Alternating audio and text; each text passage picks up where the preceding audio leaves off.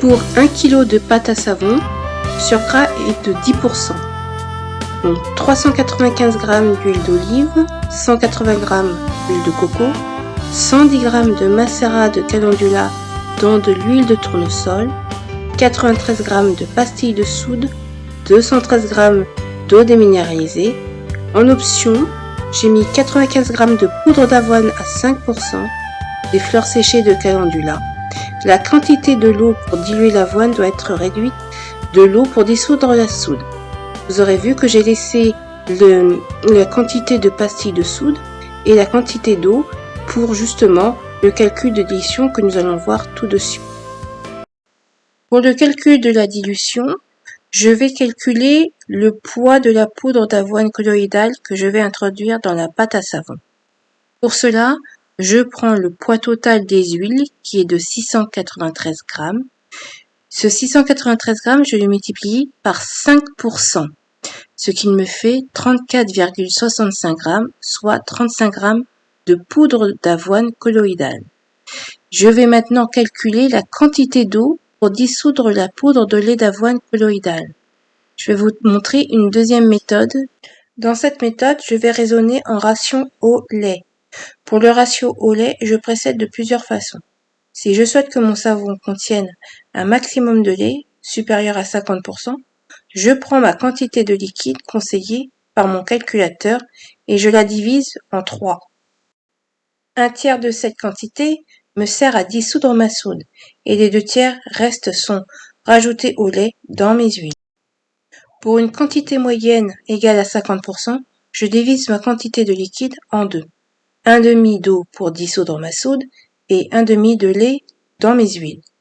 Pour une quantité minimale inférieure à 50%, je divise ma quantité de liquide en 3. 2 tiers d'eau pour dissoudre ma soude et 1 tiers de lait dans mes huiles. Retenez qu'il faut enlever de votre quantité d'eau pour dissoudre votre soude la quantité de lait que vous allez rajouter dans vos huiles. Dans notre recette, le pourcentage de lait d'avoine introduit est de 5%, inférieur à 50%. Donc, je prends 1 tiers d'eau du liquide de la dilution de la soude pour diluer ma poudre de lait d'avoine. Vérifions par le calcul. L'eau pour dissoudre la soude étant de 215 g. Donc, 215 fois 1 tiers égale 71,59 g, soit 72 g d'eau pour diluer ma soude de lait d'avoine. Les 2 tiers restants seront pour dissoudre ma soude.